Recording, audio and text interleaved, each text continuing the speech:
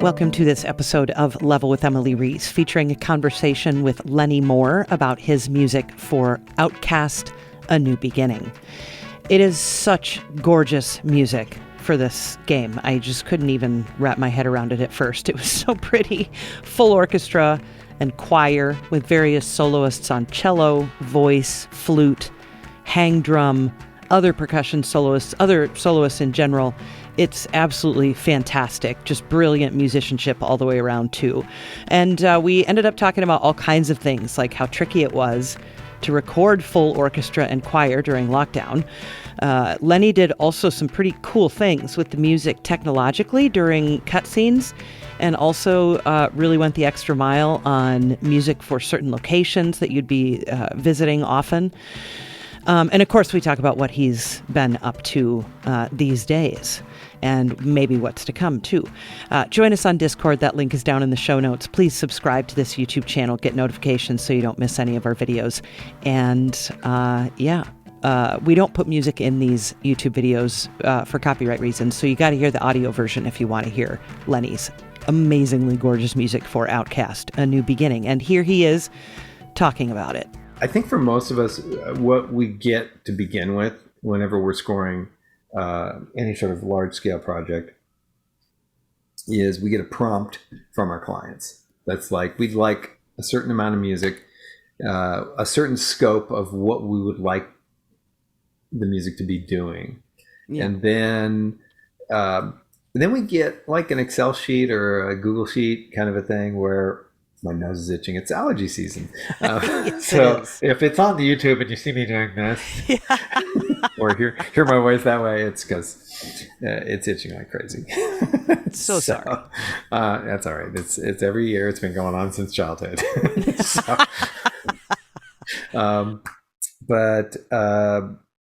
you get the prompt, and a lot of times it's like, hey, we want 5 minutes of material for this one village, and then we want 5 minutes for this other village, and 5 minutes when we're in a forest, and and it sort of gets blocked out or pieced out, and then you get this big Excel sheet that has everything sort of blocked out. And luckily, like I was involved really early in Outcast: A New Beginning, where number one, it had a different name. Number two, it had this, like we had a lot of conversations early on about me creating the music design for the game as well as the score.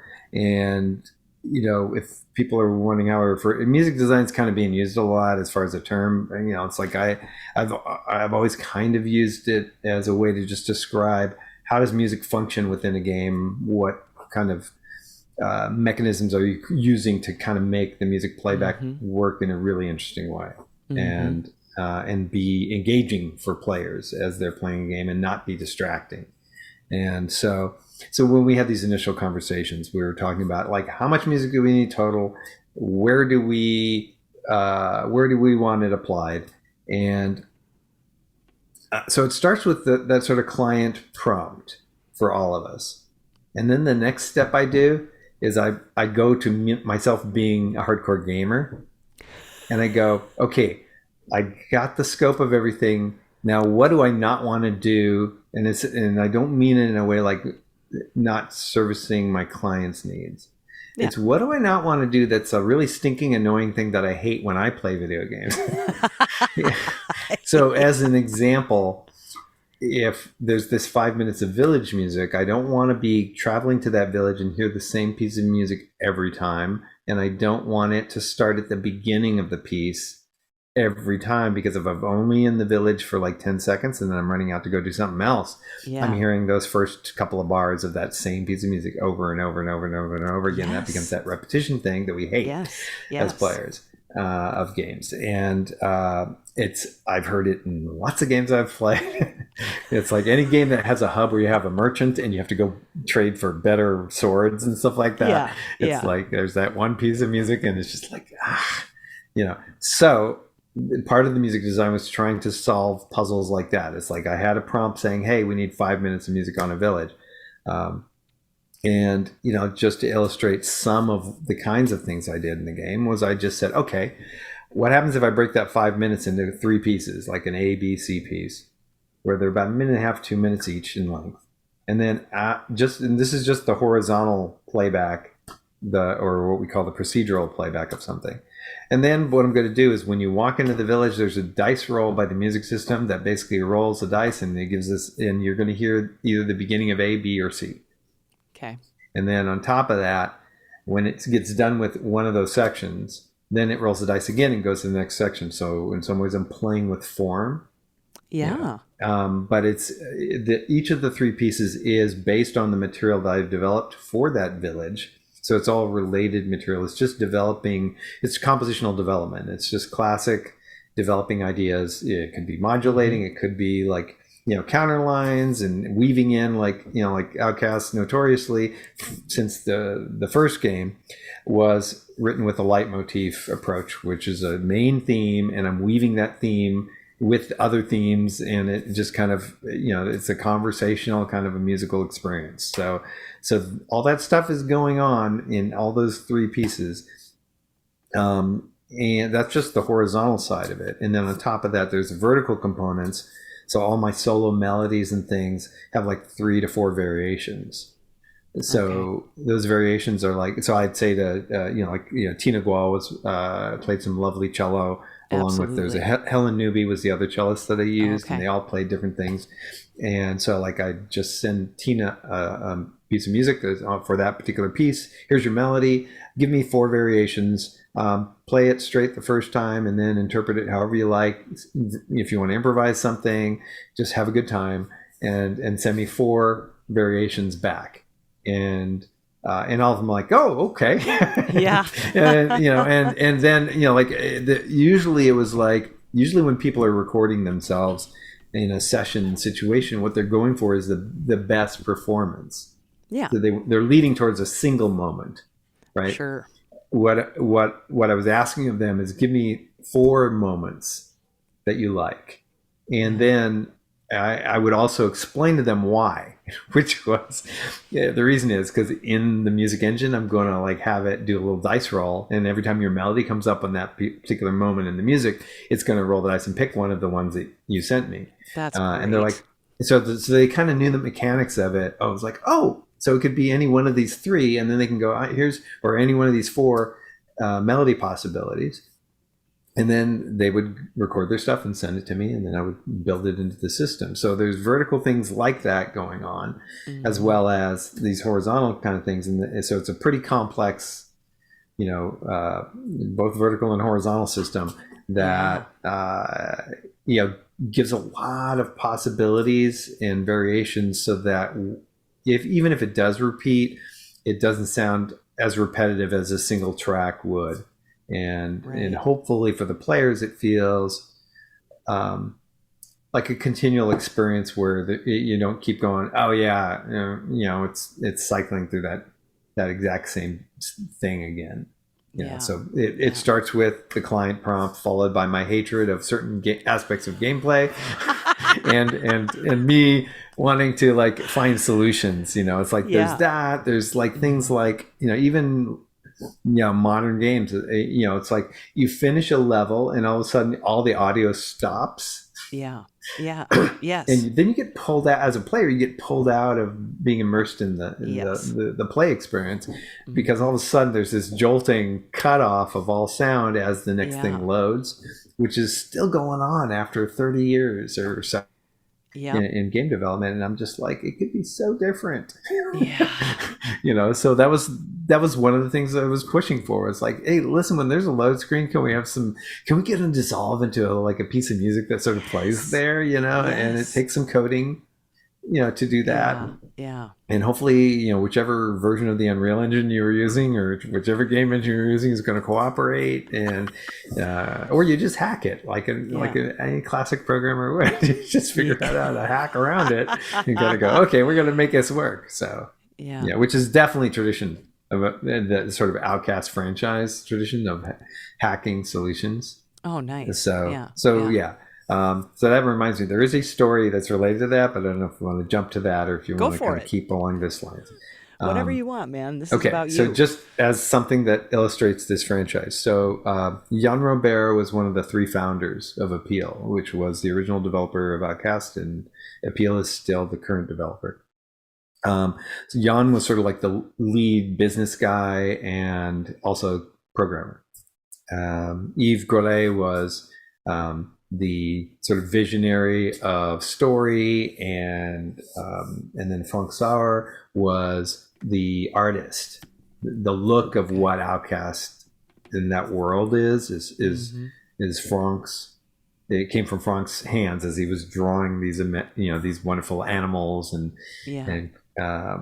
characters and things like that, and then working with their their art team and all that. So those three. So Jan, this was a long time ago. This was like an E3 in Atlanta, Georgia. Back in the day, so like, I don't know, 2000-ish or something like that. They were, or no, it would have been before that. It was 98, 99, somewhere around there. And so they were showing a demo of the game. The game wasn't out yet there, and I was there with that. And then I think it was like pretty close to the first day of the convention, and Jan had a brainstorm one night, and he stayed up all night and was hacking away on the code. And what it was the main character, Cutter Slade. There were these ponds of water or pools of water in the game, and the character could swim in those pools.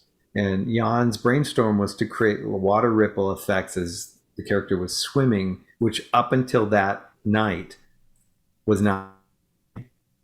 Was not what? I'm sorry, it wasn't what? So the water displacement as you're swimming, the water ripples on the water surface, that wasn't existing in any game previous to that. Wow. So, so it wasn't intentionally like designed to be in the game initially, unless I think Jan might have been thinking about it, had his little epiphany, stayed up all night, coded it, got it working.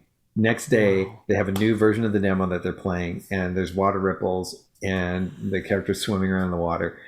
And every engineer known to mankind that was there was just, their face was just like, I'm going to basically pretend in the camera. They're like, it just like jaw drop and just like, oh my God, that's so cool. And literally the year after that, the next E3, there's a lot of water ripples. I bet. The next Lara Croft game had a lot of ripple. Everyone was inspired by that, and it's like, let's try and do that.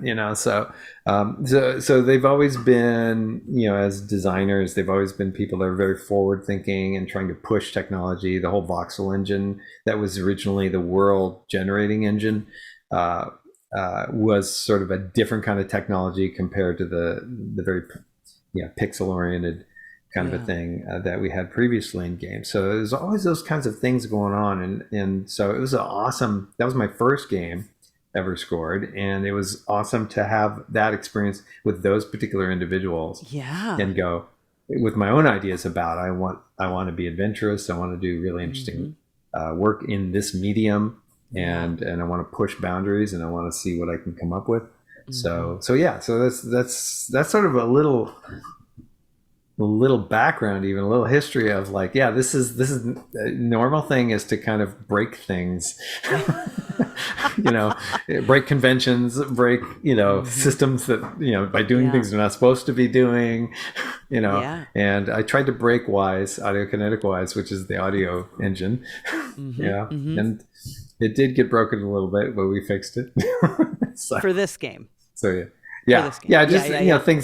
things break all the time. Every piece of DOS software that I've ever owned, it's like, and it's funny because, so my generation, when I was in college, we were talking the early '80s, and everything was pencil and paper. A DAW, digital audio workstation, did not exist. Pro Tools did not exist. Right. Sorry to your in crime. So, Pro Tools didn't exist. Personal computers weren't really there at all. DARPA existed. That was, that was about it. So, and a computer in DARPA days was like a warehouse full of tubes and that kind of thing. So, so the this thing has been something I've always like experienced my whole life with music technology. Is just like the notation software is acting up. I got to run a hack to kind of work around the problem, or my sequencing software is not quite working, or sample libraries aren't laid out in a way that makes sense in my brain. so I'm constantly tweaking, things just so I can get to the spot creatively where I can just have a flow and be intuitive and not have to like stop and deal with something pulling me out of a creative space and dealing with the technical kind of an issue. So it's something that's been in music tech, I think, since the very beginning. It's just stuff's been broken and we have to just hack our way through. So so for the first Outcast, which came out in '99, that was orchestra, choir, which is insane in 1999, right? And you that's all back, orchestra and choir. How many melodies? Yet more, yes. and COVID on top. And COVID, it's a little cherry, a little COVID cherry COVID sitting on top. Yeah. Yeah. My God. So the question is more about like kind of what more is there, or well, no, I'm just curious how many melodies you transferred over, because did you bring some of the themes with you? So how did that all work? So the main theme, which is what I call my adventure theme, that's what's in the main title in the original game, and so that is sort of a central thing that is sort of in my brain. It's like I utilize that theme as a way to kind of tie the whole adventure together. So, when you think about franchises, what would Star Wars be if there was a different main title every movie? It's gotta have that, So, it's gotta be there. So that theme is ported over. I created 2 new themes. There's what I call the Earth Adelpha theme, which is sort of a connection between those 2 worlds, between the Talon and with the humans, and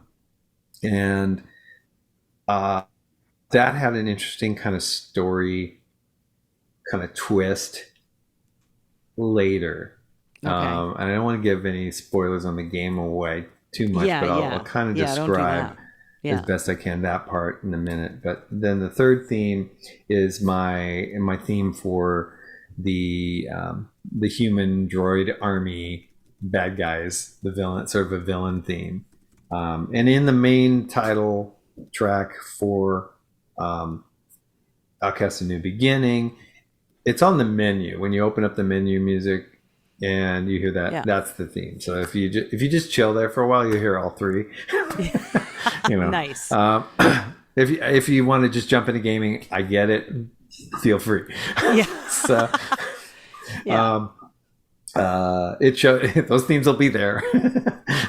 They'll just be in the game. So those are sort of the 3 central themes, and then there's melodies that came from the original game that I kind of weave in and out a little bit.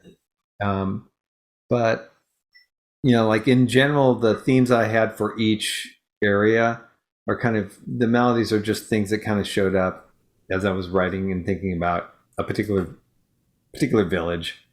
I have a little melody for the village, but it's kind of like, I suppose you could relate to it as it's a little tune that kind of represents that village, but I'm still weaving those other kinds of thematic kinds of elements or fragments of them throughout all the music.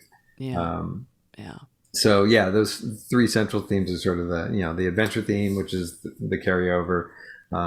You'll hear, I imagine, in some places, like one of the things I think in the grassland area, because it reminded me a little bit of Shamazar from the first game, which is a sort of the rice fields and stuff like that. There's a little Shamazar melody kind of elements here and there that are sprinkled throughout, and there's just sort of a few callbacks to the original material. So I have things like that. a little bit throughout the game, but for the most part, it's a ton of new material.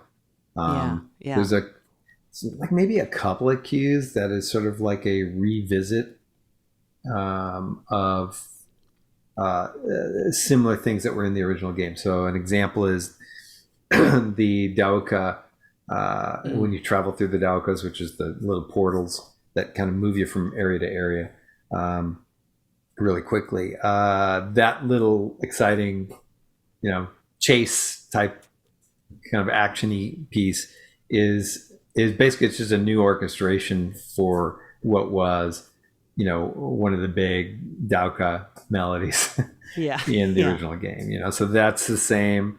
And some of this is like kind of recognizing, and this is sort of an unusual thing in games. I don't know if there's been any other title that had waited 25 years between the first game and the next one.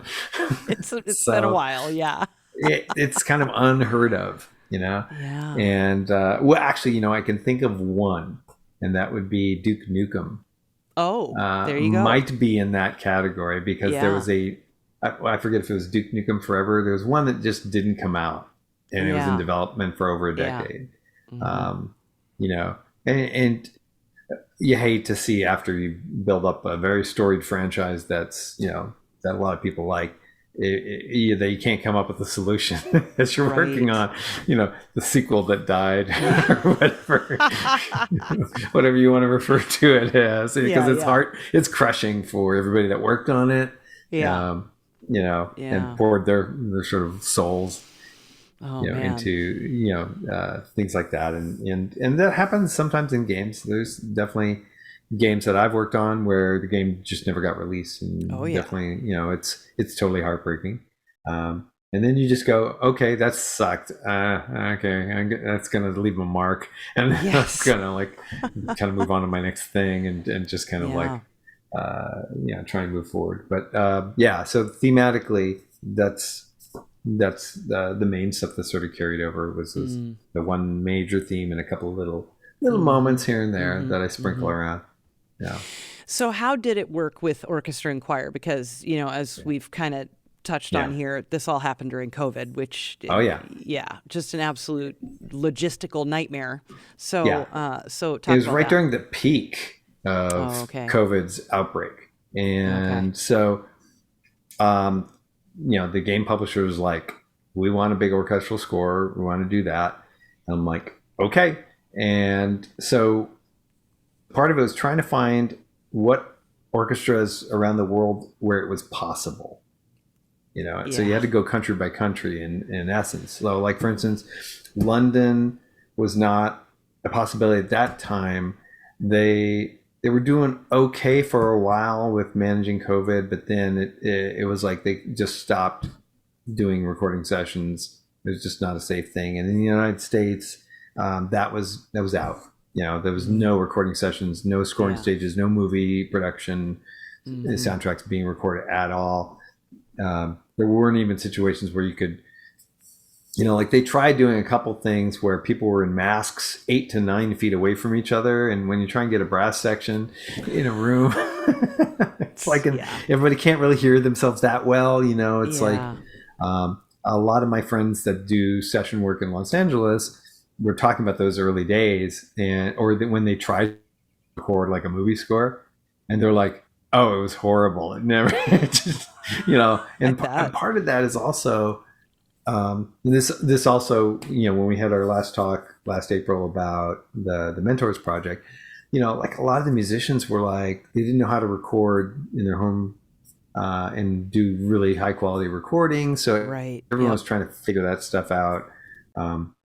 And so there was, some of that component. So what I did was I just kind of looked around the world, started with a few relationships I had with a couple of different people. So like Paul Talkington has been somebody that I've done a lot of projects with. He's sort of a what we call a fixer. He's the guy, if like you need an orchestra, he can, if you need to do something in London, he can do that. If you want, if you're going to be in Munich, he could arrange something there. That's when I first met him, was on a feature film project where he was kind of making sure that, or figuring out the orchestral musician situation. He also had a connection with Bratislava, Slovakia, which I'd done a lot of video game work in. So I'd known Paul for many years. So I reached out to him and said, what's going on? Yeah. What's going on in the world, and Yeah. so he was telling me, it's like London's not going to do anything right now.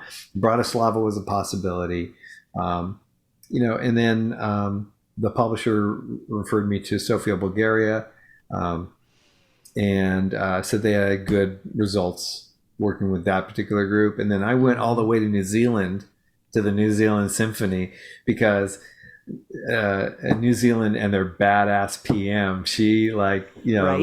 made sure that there was like a couple of cases, and then the whole country just shut down and said hell Yeah. no. Yeah. And then they got it sorted out, and so they were one of the first countries to really prevent it from spreading in a national way. And so that crossed my mind. I was just like, well, I wonder, so I listened to some recordings. I talked to the manager over the New Zealand Symphony, and they're like, yeah, we'd love to do something like that. So basically I had 2 or 3 different possibilities, and then I just got bids. And then I, usually what I do is I do options for my clients. So I got like 3 bids. Here's some prices. Here's what we can do. Each orchestra had like different rules of what they could or could not do, how they were going to record. Sure. Yeah. But it was more like a numbers game of just putting the numbers to the client, and then they kind of pick and choose, which one they wanted to go with. Yeah.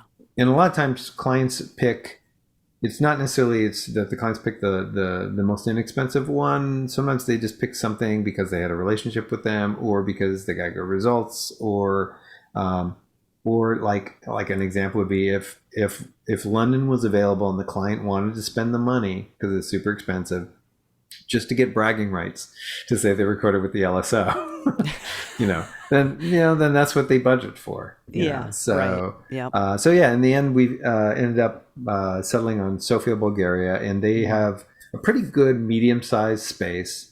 They couldn't get. I was shooting for about 75 to 80 piece orchestra, which is similar to what the original game was, plus choir. And so what we had to do, it became this thing where they were like, well, we can't do that many people right now, and we couldn't do it in that room anyway, but we can do things in groups. So basically we split it into like 5 different groups of recordings. So high strings, which would be violins and viola, low strings would be cello and basses. I had the brass and the orchestral percussion together. I had the woodwinds, piano, and harp together. Choir was together. So 5 different groups like that. And then that opened up this possibility where even though I was doing this orchestral score, I now had 5 different audio chunks that I could have separate and isolated, where I could add interesting layers depending on how I do the orchestra arranging, so that I can create these very dynamic, interesting kind of adaptive layers just because I used, I recorded these groups in sort of separate pieces. Yeah. So it was like something like 2 months of recording, all in all. Not every day, but like definitely like, every couple of days there was something going on for 2 months. And then, so that's just the orchestra and the choir stuff. On the choir side, the choir is singing in Agazork, which is the language that the Talon speak in the game. Okay. I saw a video about this, but go on. Yeah. So my friend Fabian, who is our lore master, he was originally a fan of the original Outcast. He was one of those people like when you go to Star Trek conventions and people are speaking fluent Klingon. Yes. So this is Fabian when it comes to Agazork. That's very cool. So he's he was a big fan of the game. He knew all this detail about the original game and the storylines and all that kind of stuff. So the appeal, they actually hired him as their lore master. That's fantastic. So he expanded the language, and then we had a lot of conversations about the this idea that I wanted to have the choir singing in Agazork, and he got super excited. So we were writing lyrics. That's very cool. So he'd write these lyrics, and I'd write lyrics, and then based on the Agazork, and then translations and things like that, and we'd run stuff back and forth, and then we spent time just in like Zoom conversations where he would, like if I wasn't sure about pronunciation, he'd pronounce it for me. because it's sort of some of the pronunciation is sort of a blend of some German components, some French kind of grammatical components. Okay. And then and there's umlauts and there's all sorts of fun nice little language things, so that's how it started. And then so there is a piece of there's a piece of menu music that I'd written that is basically, it's a song that is in Agasork that is sort of a call, how in the Muslim faith there's a call to prayer by the sort of high, I forget what you call it, whoever the high priest type the person. imam? Yeah, the imam. So there's the singing involved, right? And there's this thing, it's like a call to prayer. It's like, hey, come and hang out. Yeah. So I think that's what it translates to. Okay. So so there's this component in the game storyline where the Talon culture is, being run by this high priestess, which is shown in the promotional videos. So it's not a spoiler at all, but so this is like the head of the society of the Talon, and so they're like a spiritual leader, but also a political leader, I suppose. And so I wrote this piece that was based on the idea of not a call to prayer, but a call to assemble. So like, hey, everybody, come gather. A call to a gathering, I suppose, is more accurate. And then it's like, come gather, I've got an announcement to make. It's sort of the equivalent, but it doesn't translate. It translates much prettier than that. It's like, yo. It's not like that. But yeah, so that's one of the fun things in the choir kind of stuff. And then me sending some emails to the choir master with phonetical pronunciations of everything, as well as translations of what the text was supposed to mean. And then that's helpful. The choir master was awesome in Sofia, and he was great at like being able to explain to the choir kind of the translation, and then and the pronunciation and all that kind of stuff. So they got through just this idea of a completely made up new language that they have to sing to and emote. Right. That part was, thanks to, the choir master and all that, and that part was really successful. And it's fun, and it's something that's a big deal with me with choirs. I believe in the original Outcast game, the text was Latin, and it was based on Virgil's Aeneid, which is the Latin is Arma Virumque Cano, which is the equivalent translation is from the Dryden translation, a sing of war and a man of war.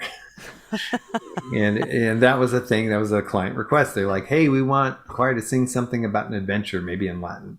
And, there you go. And it was my best friend Kenny Lassane, who played guitar on my jazz album, who's like this encyclopedia of knowledge. And and I was just on the phone with him like, the client wants me to find a thing about an adventure that's in Latin. And I mean, there's, it's in Greek. There's the Odyssey and Iliad and stuff like that. And Kenny's like, what about Virgil, the Aeneid? And I was just like, what? So I read a couple of different translations. I was like, oh yeah, this is perfect. It's a swashbuckling tale of blood and gore and the founding of the Roman civilization. Amazing. So it was kind of perfect for an adventure game. And so, but the text thing with me with choir is, and it doesn't matter if I do that or if it's just, like a requiem mass kind of a text. Even though an audience may not understand, they may not understand Latin, they may not understand Agasork. Right. The singers, if they know what the text means, they're going to sing with a certain level of emotion, and that's going to translate on the music. And that's just something that I believe. I could be wrong. Somebody's going to have to disprove that to me. But no, I think people emote, and it's helpful when you tell them, no, this is a call to gather everybody around and advise them on what's next to come. Yeah, right. And then the choir hears that translated version of it, and they sing it, and then we record it, and to me it shows up in the recordings. Yeah.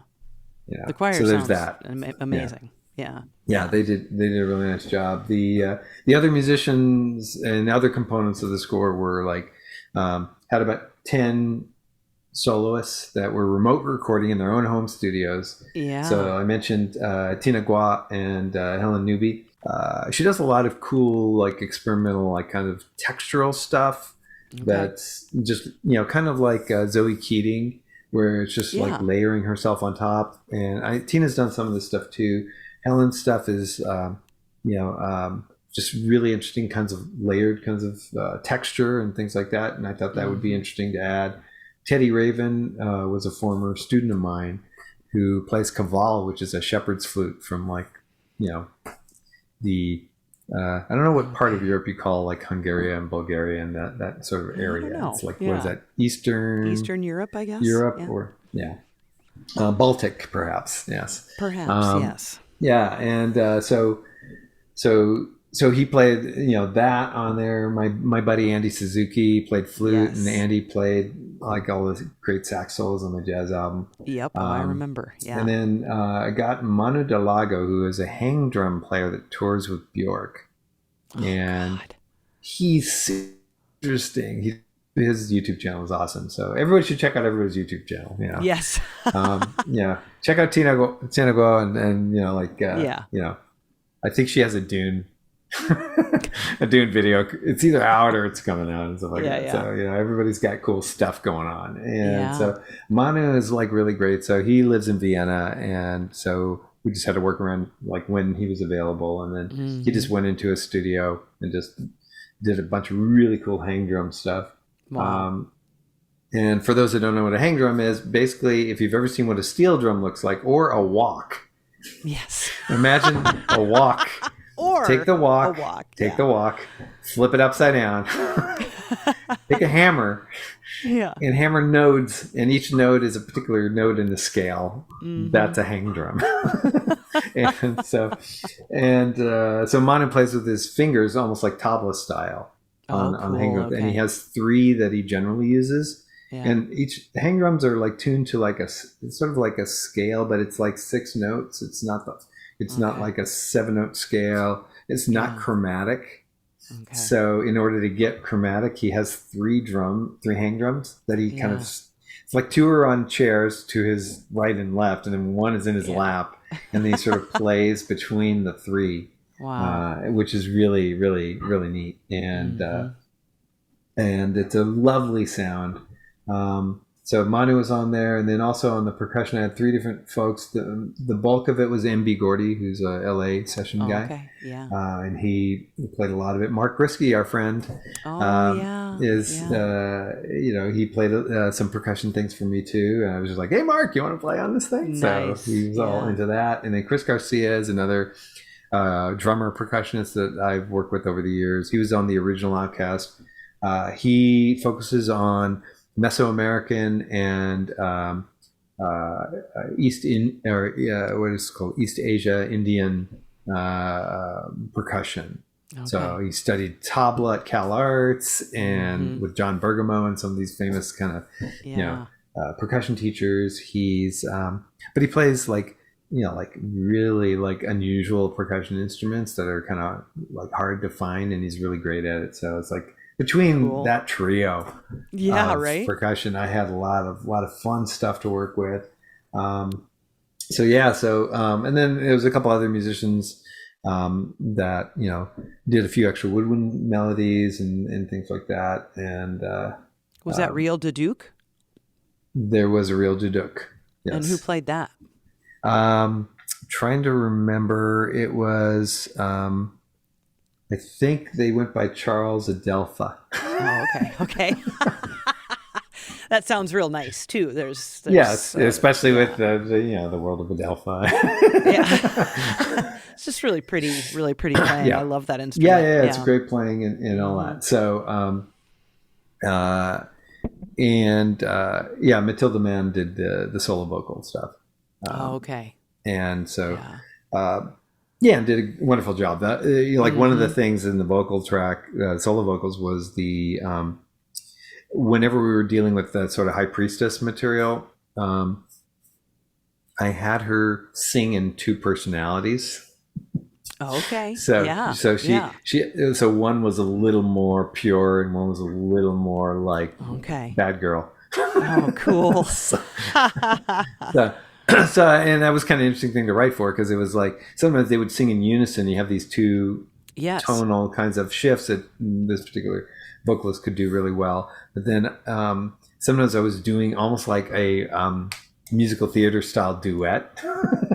It's not musical theater. Outcast 2 is not a musical theater score. Definitely not. Yeah. But there, there's certain things about when you write a duet where there's like a back and forth, a call and response between the two characters and things like that. So I had a couple of moments in the game where some of that stuff is going on, which I thought would be sort of a fun thing to play around with. So there was definitely some kind of cool things to work with on that sort of instrumentation. Yeah. I loved all the soloists, just outstanding performances, and the orchestra sounds amazing too. I mean, just. Yeah, really beautiful stuff. Yeah, and it's always a challenge when, like, I hadn't worked with Sophia before, so like there's some orchestras I work with a lot, and I kind of know what I get, and so like if I'm working in the States or if I'm working in the UK, to me that's sort of the top tier is like orchestras, and like San Francisco's awesome, and LA, Nashville, Seattle. Those are all really high level orchestras that can handle media scoring because they do it all the time. And then everywhere else is a percentage lesser as far as like what's easier for them. Like some orchestras might be concert music orchestras. They play wonderfully. Their ensemble sound is great, but to get them to synchronize to a 16th note percussion, like hybrid, kind of a thing, and or have even them play just playing with metronomically. headphones on, right? Even just that. Just playing metronomically on a grid. For some orchestras, that's trickier. It's not something that's comfortable all the time. So you have to just plan on budgeting for extra time to record more takes, so that you get the coverage that you need, and you can kind of sort out certain things, and you also orchestrate differently. I always think, I always orchestrate kind of to who I'm writing for. So if I'm writing for an orchestra that plays a lot of concert music, I'm going to do more concert music gestures than I would like a 70s funk kind of situation. I'm not going to make them play 16th note syncopation like Earth, Wind, and Fire. It's not going to happen. They'll be a couple of miles behind the beat after the end of the bar. Right? Yeah, it's gonna really drag. Hang with that. And it's not a slight against the players. It's just what's in their wheelhouse. Yeah, and, exactly. They played Beethoven's Ninth 1,000 times, so they're gonna nail that. Yes. And they played a lot of concert music 1,000 times, so they'll do that. But for the most part, it's going to be trying to make the musicians, and this is a music producer thing with me, as far as my music producer hat. I want a recording session to flow, and I want the best possible performances I can get. And if that means changing the way I orchestrate in order to accomplish that, I have no problem with that. It's not like my music has to be a very specific thing. It has to be a particular way. That's not, to me, that's not as practical as just kind of going, I'm going to write something in a way that makes them play it in an amazing way. If I do my job right as a composer and as an orchestrator, if I do that, and even when I'm conducting as a leader in front of an orchestra, if I can get that flow happening in the room, then really amazing stuff happens. If I do anything to block it or obstruct that energy, it sort of just sucks the life out of a recording session, sucks the life out of the music. So it's definitely a thing with me, with my like music producer, like approach to things is that kind of thing. But in Bulgaria, you didn't know the orchestra. So how? No, I didn't. Yeah. So how? So there was a lot of takes. Okay. Yeah. And Was I'm a that Pro Tools anxiety ninja. provoking? Was that anxiety provoking for you in any way, or is it just you roll with it? Yeah, sure. Yeah, It's always anxiety because you really want everything to be great. Of course, yeah. And so, like for instance, if something's not executed, there's like how you expect them to play, or how you expect most musicians to play when you put your stuff in front of them. And just how many years I've been doing this, my experience tells me this is doable. This is playable. It's not that, I am crazy in some of my ideas like what I write. And I have the receipts to prove that. Just look at the violin part on some of my scores. But there is anxiety there. It's definitely a stressor. You're trying to stay on time. You're trying to get through the material. You are trying to get great performances. And usually what you do is you just make a call along the way. It's just like, as far as time management, one of the best calls you can make is kind of if there's a particular cue that's having a train wreck, which most of my cues didn't have any train wrecks. There would be a section, usually like a little 4-bar section that might have some intonation issues. When you're dealing with orchestras in different parts of the world, like in the United States, we tune to A440. And some orchestras in Europe are like A443. Yeah. And that can, so they're used to putting their fingers in particular places based on that foundation. Right. And so I think this particular group, there was something like that. And I had done A440 on them. And so it just meant we had to take more takes. Yeah. And then you just go for coverage. You try and make sure that you get really good performances all the way through, even though it might be in different takes. And since I'm a Pro Tools ninja, I can sit there and like edit between everything and get a best version that is totally something that when you listen to it, it's like, that sounds like an orchestra. Right. That's the point. It's not supposed to sound like a Steely Dan album where it's really like surgical or anything like that. It's, and even that's, amazing playing. It's just they would go through 10 guitar players to get to that one guitar part on Josie that's just perfect. And it'd be all the best players in Los Angeles or New York, and it's like they just go through everybody and everybody creates something, and then they would finally dial in the one that they thought was the definitive one for that song. So it's not like that at all. It's just more what I do is I just try and I try and get good coverage, and there's a certain point where you kind of know, and this is very old school, I think. Like old films, like when John Williams did Jaws in the 70s, there's only 20 minutes of music in that movie. It's a 2-hour movie. Not a lot. It's something 20-something minutes of music. It's nothing. Yeah. But he probably recorded it all in one day. Oh, yeah. Yeah, I bet. The whole movie score in one day, right? And so that's like, like he probably did... to do 20 minutes in a day is like a pretty good 6-hour day for the musicians. You can get a couple of takes in. You might do a couple of revisions. But the rule that they used to go by was if you were about 80% good on the cue, as far as things like intonation and performance and execution, you just moved on to the next cue. Wow. 80%? Yeah. Because it was all live. Right. Yeah. And a lot of moving parts, and then you just record it. If it's 80% there, move on to the next cue because you got you only have one day to record the score. And some of the early independent film scores I did with my buddy William Stromberg, who orchestrated on this game. Me and Bill same guerrilla warfare style.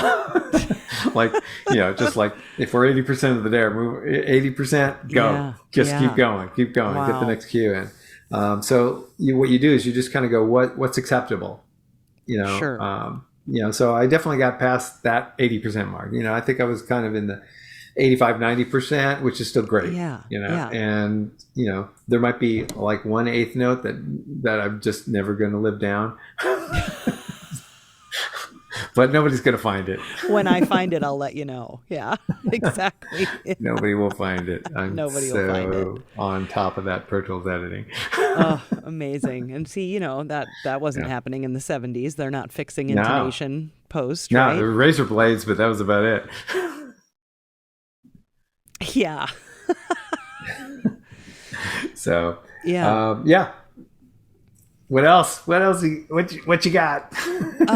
Well, I'm curious too, just to kind of, if you write from scratch, you're not writing for anything. Right. How far off is this from you? You know what I mean? Like, this is you because you made it and it's beautiful and it's perfect. And if you're like, this is how I compose, I would believe you. But I'm curious, Right. Well, what it was like for you to write this. In some ways, it's kind of like an interesting question because it's all me. Yeah. all the time. Of course. As this, like if I'm making authentic choices in what I create, whether it is where I'm writing specifically for something or writing something that is my own thing. Mm-hmm. There's this thing, if I'm being authentic about my choices, then that's totally me. And it also kind of falls into this category. I can be more than one thing. Well, of course, because Mentors, right? I mean, Mentors is a completely different side of you. Completely different. Or even within this soundtrack. So there's stuff that's really beautiful and pretty. Yes. And diatonic. It's in a single key. It doesn't modulate. And there's stuff that's kind of modal. And there's stuff that's a little more avant-garde. And there's stuff that's just batshit crazy. And that's all me. Yes. Yeah. So, it's all in there. It's all in there. I'm just this. I'm just this broken, flawed human that has all these little like shattered parts everywhere, and I just try and just put it out through something positive like music. Yeah. But some composers might struggle with writing so diatonically, or a struggle might be or they might not like writing scary music, or you know what I mean? So as a composer, you honestly, I think, should be able to write in all these different styles and whatever. But I'm just curious, if I gave you a blank sheet of score paper and said, write me something orchestral, I'll give you a week. How tonal would it be? I'm just curious. Like, we'll see. Yeah. Because so part of that, I think, is for some people it's kind of like what's in your toolkit. There's two kind of answers to this question. One has to do with the toolkit you use when you're making your content. The other has to do with sort of my unified field theory of harmony. And the way I think about music.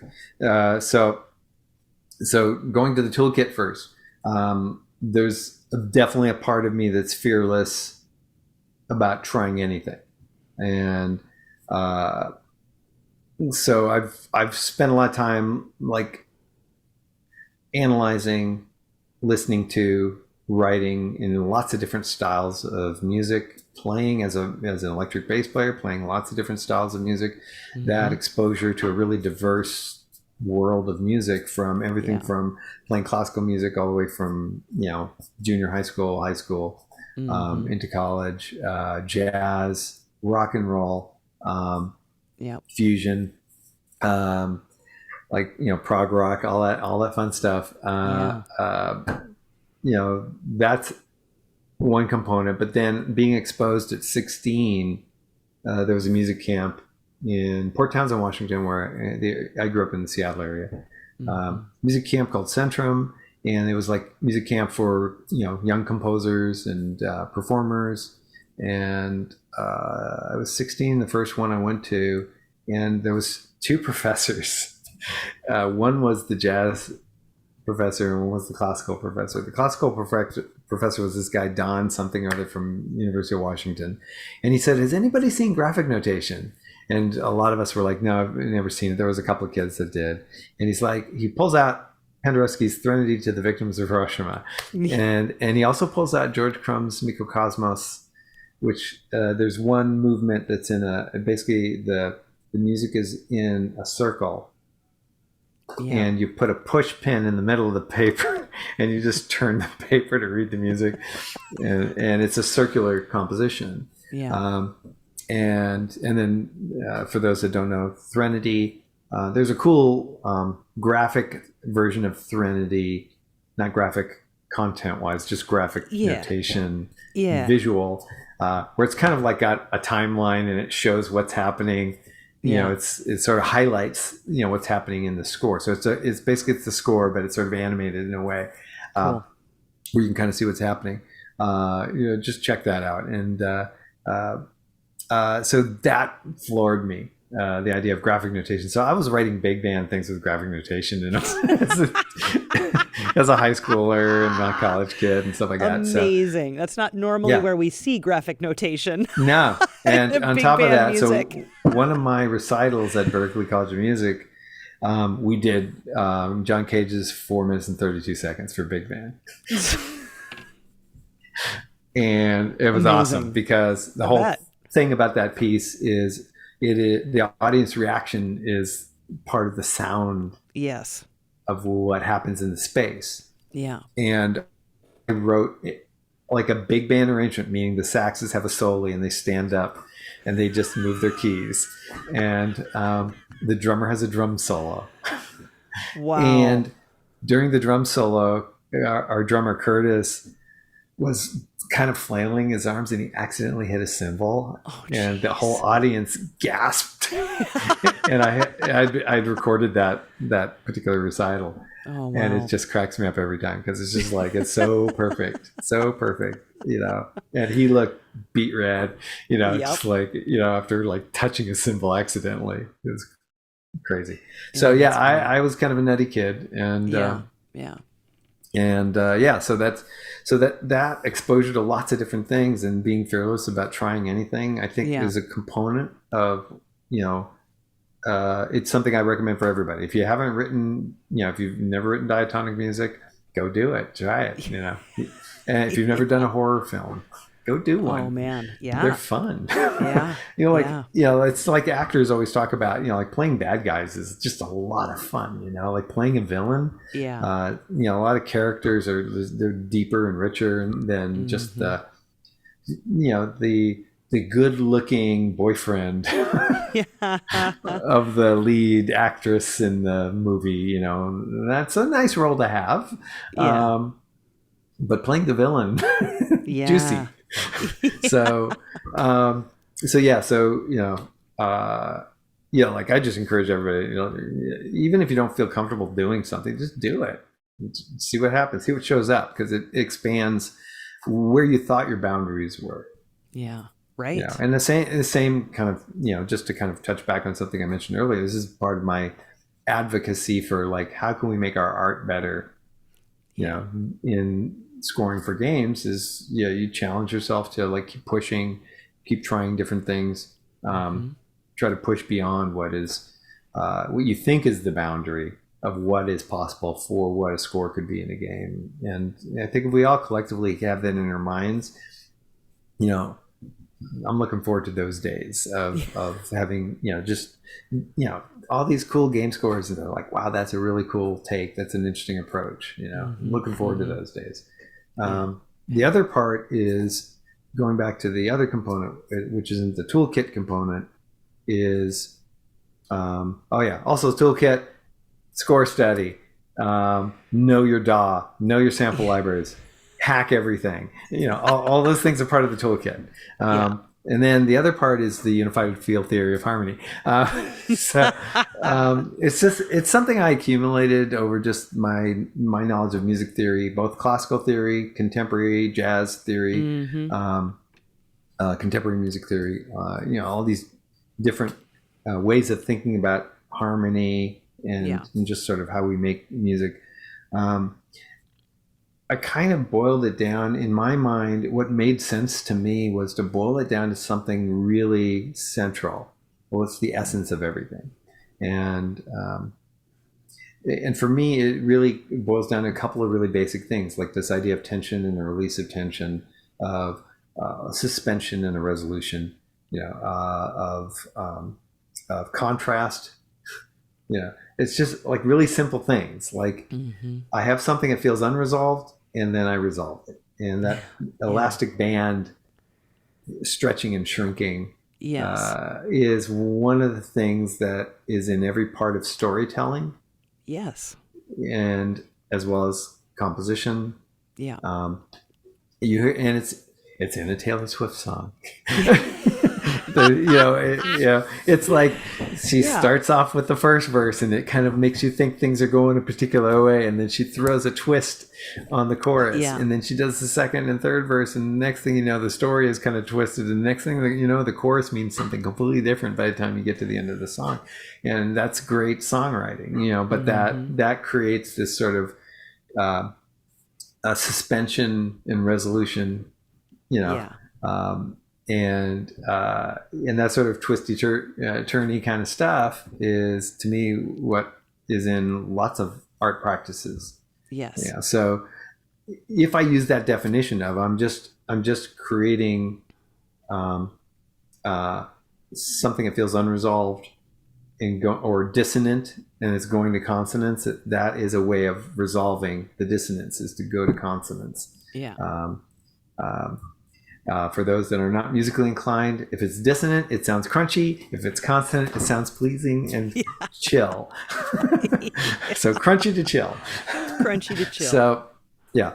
And so that sort of unified field theory that I kind of play around with is, it's something that I kind of keep at the center of things as far as how I do storytelling. And that opens up the ability for me to kind of use anything at my disposal from the toolkit to do what I need to do. So sometimes in a story, whether it's a game or in a film, the going really consonant and major key diatonic is the most disturbing thing you could choose to do for a particular moment in a story.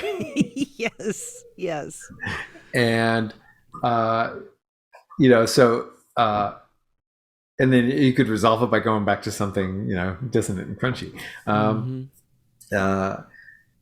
So like you can use anything at your disposal, and it's just about what we do as creators to make choices. And, like, what do I choose to do here that feels like it's the best thing to support what's happening in the story? And whether it's a video game or a film or whatever, that's what we do all day, is we make constant choices, lots of them, thousands of them every day. So those are sort of the two elements that I think are, interesting ways to deal with like this idea of feeling like the wheelhouse doesn't have to be like a particular thing. I just write pretty. Because for me, something that's super dissonant is one of the most beautiful sounds in the world. Oh, for sure. Yeah. Yes, absolutely. When I was in grad school, we studied a music theorist who took narrative theory and applied it to, kind of the Bach to Brahms era, which is kind of functional harmony times. And that was really interesting. The primary theme being the protagonist, the secondary theme being the antagonist, or things along those lines. And then where's the climax happen, and it's 2/3 of the way through the story. And it was really cool. It was, I think we made fun of it a lot at the time, but it was one of my more favorite alternate analysis tools, because with music, right, there are just so many endless ways to analyze it, whether you're analyzing it vertically or in the Schenker way, horizontally, or just on and on and on. So totally. And that's interesting, because just there are so many absolutely fantastic musicians who don't know a lick about music theory, and that's completely acceptable. Totally. I had a first film composer that I had worked with was this wonderful composer named James McVeigh, and he did a lot of TV movies. And he came from the school of more by ear, fingerstyle, like Leo Kottke style guitar Oh, wow. playing, a wonderful musician, virtuosic player. Yeah.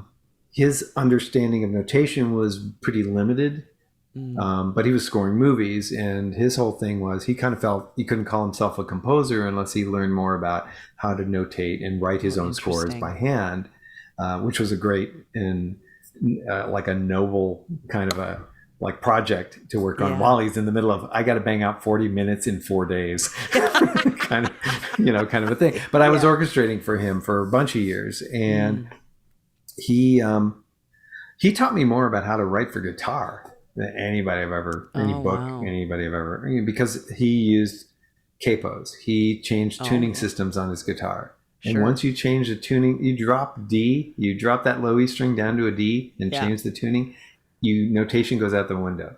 Right. Notation is useless. Yeah. You could use, tablature, right? And that would be a little more accurate because it's more of a visual representation of where your fingers go. Yeah. It was amazing, like just working with him, because he would and he had amazing ears. So his musicianship was a super high level. His ear training was out off the roof. And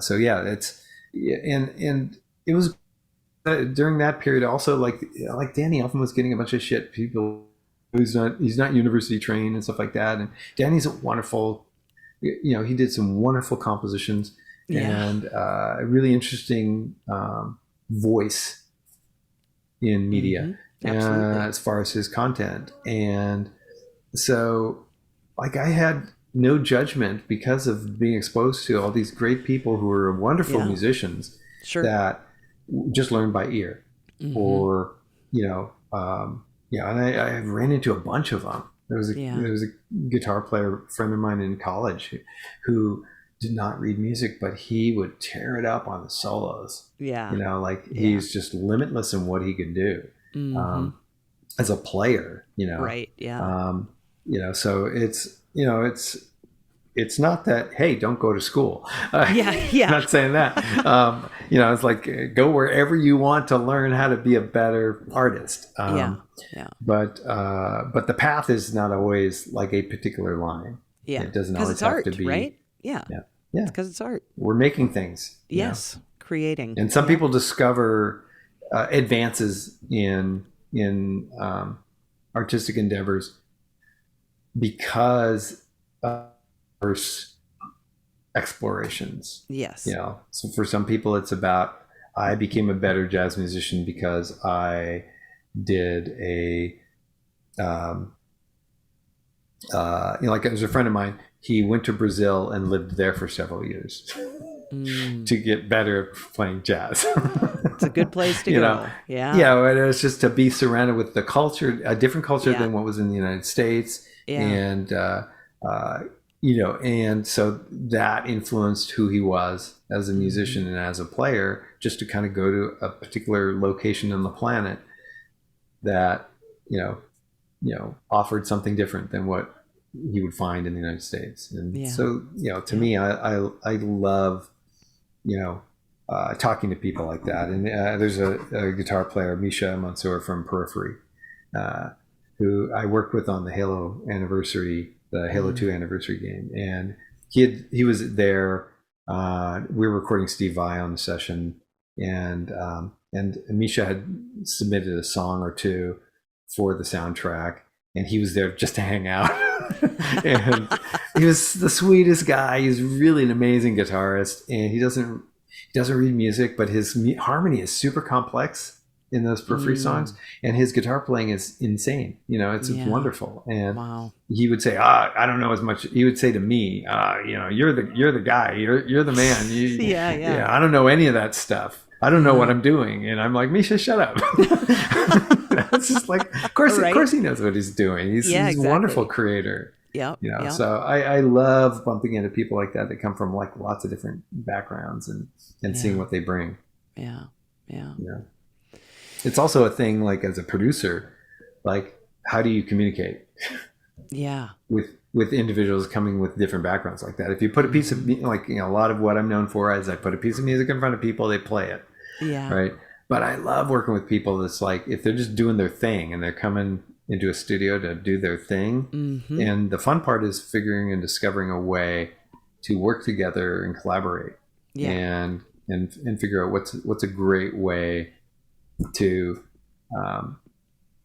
add this person's talents to up the game of this particular project. Yeah, it's like you were to me, saying. That's fun. Yeah, it's like you were saying with Tina and the other cellist, and having them do multiple takes and add their interpretation to it. Yeah, I mean, it's like it is a collaboration. It's a it's I want to see their secret sauce. Yes. Yeah. And some people have sriracha, and some people have like peri peri. so yeah, it's Yeah. Did you? What was your favorite part working on Outcast again? A New Beginning.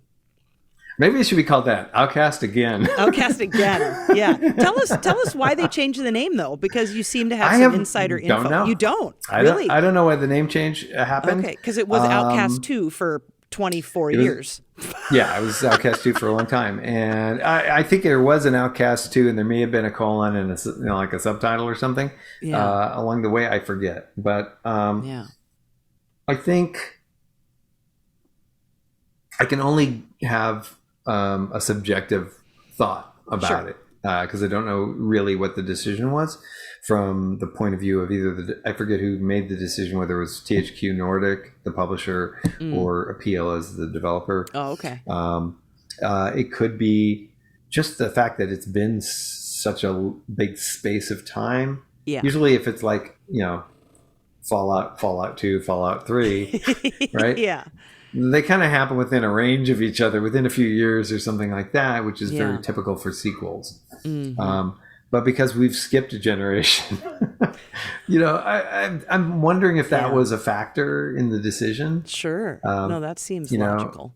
And it seems like it's sort of a logical way of thinking about it. And, I don't know if, if THQ would, if somebody asked them, why'd you change the name from Outcast 2? Maybe there's something out there where they talked about it. But I would guess it seems logical that, because it was such a long period of time that there was they wanted to introduce it to a new generation. I don't think it's a sustainable business model to say, hey, we're just hoping the same 500,000 people that bought the first game will buy this one.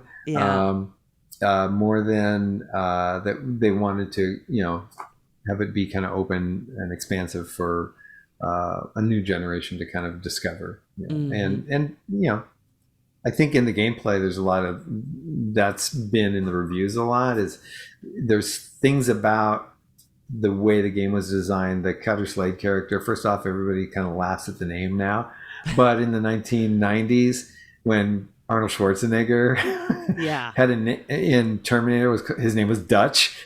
Yes. So, John McClane, Bruce Willis's character in the Die Hard movies and stuff like that. Yeah, that was a thing. And the quippy one-liners was a thing for over a decade in films, especially action movies. So, so now it's like, hey, Grandpa's got some quippy one-liners. From a younger generation looking at this character. So there's that part of it. They kind of retain some of that in the function of the character, but there's also there's some deeper things in the game that story wise I think are really wonderful, and there's also like one of the reviews was talking about, there's a lot of dad jokes. and but there's something about the way the voice actor did the Cutter character. And I've only heard the English actor, or the English version actor. I don't know if he's British or an American, but they did a really nice job of like finding a spot to execute those lines, and build a character and a story that's a believable character. And so they did one, the voice acting, there's several voice actors, character parts in there that I really personally just love, because I think that those folks did a wonderful job bringing characters to life and stuff like that. And that's also what's interesting on the music side, is the music was absolutely like mastered and done before it even got to any of that stuff. Wow. Before it got to the cutscenes, all the cutscene music was built from this modular music system that I had created for the whole game score. Oh my God. With the exception of literally 1 minute, 60 seconds of music was actually specifically set aside for cutscenes, and the rest is from the score. And because it's modular, I could pick and choose like which components told the best dramatic story, and not have it feel like it was cut together. Right. And that was a whole other crazy thing as far as trying to do innovations. Yeah. Kind of taking a tangent here, but just to give people an idea. So in the cutscenes, a lot of times when you're scoring a cutscene for a game, you treat it like you're scoring a movie. You just score linearly, and then it gets baked in to the cutscene. Yeah. I had this crazy notion, partially going back to that thing I mentioned earlier on about stuff I hate in games. One is waiting 10 years for the download of the game to finish, right? So I thought of this idea, and I talked with our audio programmer about it. And the idea was, because the music system was already modular, if I could build all of the music to support the cutscenes and synchronize with the cutscenes, but build all the music within the Audiokinetic Weiss engine. Yeah. And have the music engine basically play the music as if it was playing the music in the game. It's just when the cutscene starts, that happens, and then the music that you hear is played through the music system, not as any additional content that's going to add another 20 gigabytes to the download of the game. So it doesn't add anything more to the download at all. But it was super challenging to figure out how to create a workflow, because you got a linear cutscene. The Weiss middleware is for audio only. There's no importing a video into that software. So there's, unless you hooked up that and connected it to the Unreal Engine, and then we're in the game engine looking at a cutscene and then nudging stuff within the Weiss tool. That would be a way of doing it, but I just thought it would be kind of clunky. So what I did was I just loaded into Cubase, which is my DAW, my music sequencing software. And then I had a playlist of a bunch of my full mixes of everything in the game.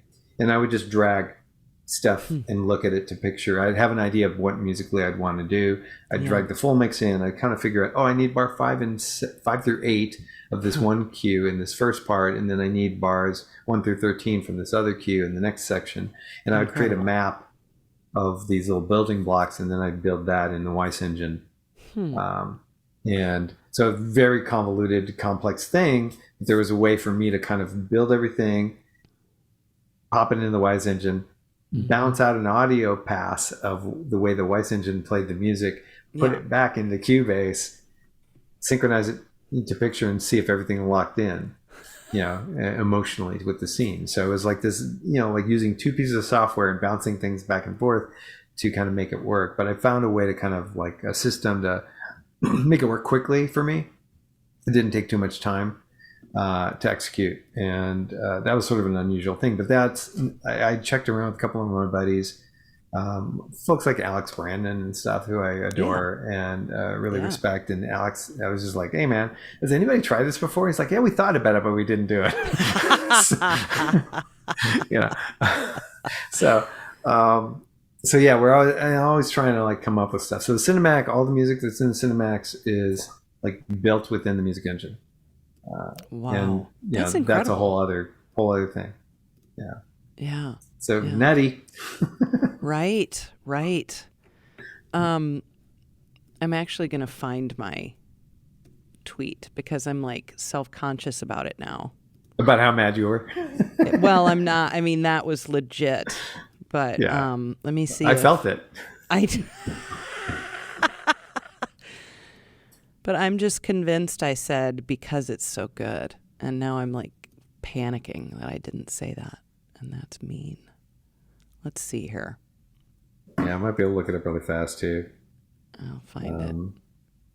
I'll just go Lennie here. Moore's, yes. Lennie Moore's soundtrack for Outcast: A New Beginning is so good. It's making me mad. Right. I'll have to yell at Lennie Moore when I chat with him next week. But I mean, what was funny and then is I that, responded. Yeah, you said something like, I look forward to hearing you. If you're mad, then I've done my job well. Yeah.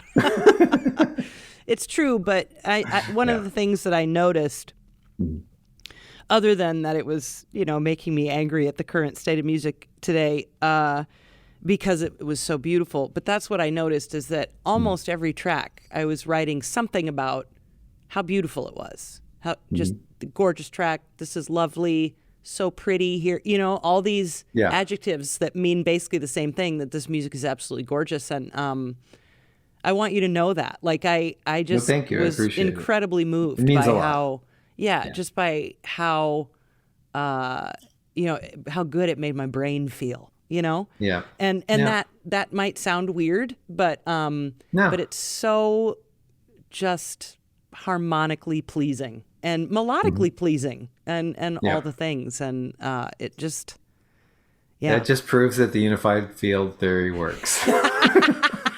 There you go. No, I really appreciate that. It's very touching, and I love that feedback. It's it means a lot to me. Part of why I do what I do as a creator is it's a form of communicating. Yeah. It is a way for me to connect with other humans. And it kind of came from early childhood. There was just like, I felt at the time as a kid that I couldn't communicate well. And then music showed up, and I found that I was pretty good at it. And then it's always wonderful to get that kind of feedback, because it's like, it's just like double fist pump. Yeah, I connected with another human. Thank you. Yes. Very much. Yeah. So it's really fun, and I get comments a lot of times just from different parts of the world. Some little 14-year-old in Brazil, somebody in different part of Europe or in China. There's just different places on the earth, where somebody was like either inspired by something that I made, or it was something that was important in a particular moment in their lives, that added a little bit of a nice positive twist to whatever was going on with them. And it's really lovely to get that kind of feedback. Yeah. So it's much appreciated. So. Of course. Before we wrap things up, how's teaching? How are the students? How's your year gone? Oh, it's all wonderful. What I do is I just do like 1 to 2 days of the adjunct professor thing. I do my thing. I focus on giving them my full attention during those days, and then the rest of the week I focus my full attention on everything else, all the other scores that I'm doing and things like that. So students are good. They're it is, and I guess I should say the reason that I do it is it's a contribution. It's giving back to the next generation, hopefully sharing a couple of nuggets of knowledge that I've picked up along the way. It's not to necessarily, like some versions of what people think of. I don't think of it as parenting, but I'm just going to use the parenting model. Parents trying to protect their kids from the evils of the world. The kids are going to find the evils of the world anyway. Yes, exactly. Especially the more you try to not have them do that. So, like in the context of a teacher or master apprentice, teacher student kind of relationship, I can kind of share the stuff that I've learned over the years, and then it's up to that particular individual to take that information and kind of, oh, there's a data point, and or ignore it and do whatever they want. Yes. And then the end result is going to be there will be either positive or negative consequences based on whatever choice they've made. It could be that it saved them from a couple of headaches along the way, or it could be that they decided to go their own way and just feel the pain. And that's fine. That's how I learned. It's like being in a difficult situation and clawing my way out of it. And it's kind of how we all grow. So but it's really enjoyable for a couple of reasons. One is that contribution aspect. The other is that it's inspiring for me to see what they do and what they come up with, and sure. And how they think and how they're looking at things. It keeps me feeling pretty relevant as far as what are they listening to, because we all kind of get in our little bubbles of this music that we like, and yes, and granted, I could listen to Mahler all day, but there's got to be some Respighi, there's got to be some Stravinsky, and there's got to be some something like ludicrous. New. It's like I don't know who this is, but yeah.